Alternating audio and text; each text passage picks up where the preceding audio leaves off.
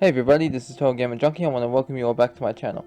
So in this video, I want to go over what will happen at the end of the Life is Strange Strings arc, which will end when issue 12 comes out, which is on January 15th, which I will also be reading and posting on my channel. So I'm still going to post a video, okay people, so you have nothing to worry about, okay? If you think I'm going to stop posting it because of these YouTube rules, and think again, no.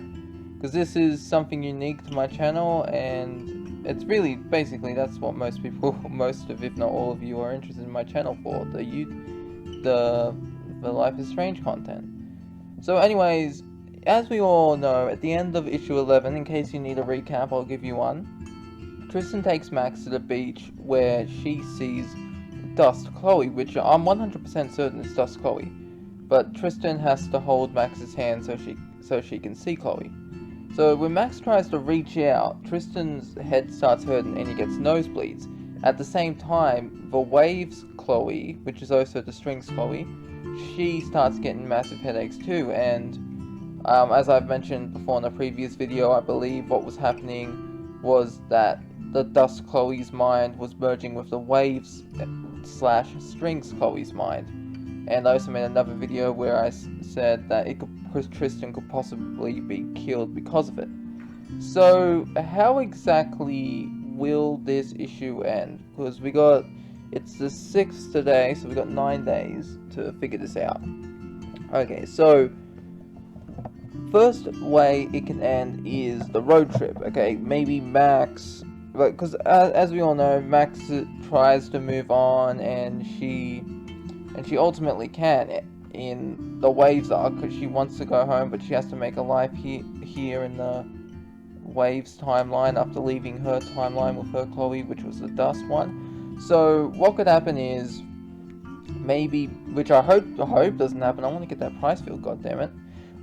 What I believe might happen, which I hope it doesn't, is that Max could realize, like, her search for Chloe to get back to her timeline, to be with the Dust Chloe, it could ultimately, like, she could realize that if this happens, Tristan and possibly the Chloe of the Dust, of the Waves and the Strings timeline could die. So maybe Max would say, it's not worth it, I'm not gonna kill 2 people to go back to Chloe. Even though she made the choice to sacrifice Arcadia Bay, you can tell that it was pretty hard for Max to do and live with the consequences. So maybe she decides it's best to let Chloe go, and she ends up going on the road trip with Chloe, Rachel, and Tristan. Another ending could be that possibly it ends up working. Dust Chloe merges with the Waves / Strings Chloe, and she is in this new reality with Max. She got her back, and then we have Rachel. Rachel will be like the third wheel basically here. And why do I keep saying basically and like? I'm sorry about this.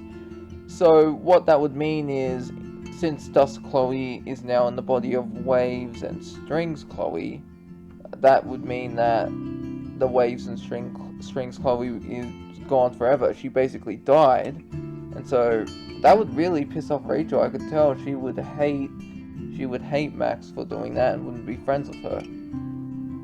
I've actually heard another theory, like someone wanted to say, like, what if Dust Chloe is brought into the Waves, into the Strings timeline? So that would be very interesting. You got 2 Chloes who have lived 2 completely different lives. Even though they're similar, it still would have been different.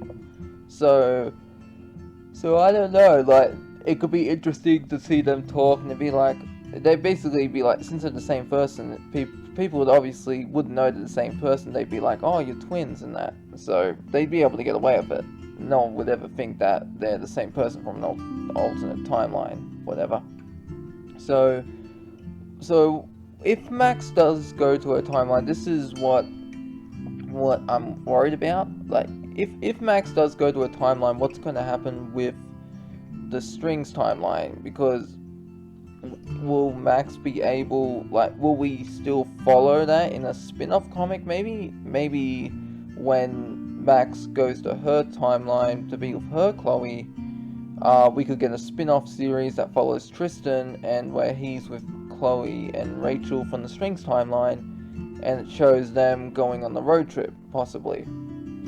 And then that'd be interesting. So we got Life is, and that would be good. Like each month a new comic comes out, so we'd get one from the new issue where Max is reunited with her Chloe, and then the next month we'd get an issue with Tristan exploring what his life and what he's doing with the Strings, Chloe and Rachel. That would be pretty interesting. But I don't know. What I'm worried about is because this series is basically a cash grab for us Pricefield fans, because that's why I'm subscribed. It's like I want Max to get back with Chloe, because that's the whole reason I bought this comic series. I was like, come on Pricefield. But and we got that in issue 4, and then it's like the new arc, Max is in the timeline. It's like, oh no, why are you doing this to me? Ah, you bastard, or bitch, Emma, whatever the hell your name is. So, but the story is compelling enough that it makes me keep coming back, even though the timelines, like the way timelines work now, is just, instead of there being one timeline that can be overwritten with, like, if Max travels back and uses a photograph, instead there's multiple timelines and Max can jump to any one of them. It's just okay. I'll tell you what, I'll like, because honestly, if we don't get Pricefield this year, okay, I'm not gonna be happy. I'll be messaging her on Twitter. I'll be like, hey bitch, where the fuck's our Pricefield? Okay, you're pissing me and a lot of fans off. You better get your ass working on it now. So, anyways, that's really all I wanted to talk about. How do you think that issue 12 or the third arc is going to end? And how would you like it to end as well? Let me know your thoughts in the comments below. This is TotalGamerJunkie, signing off.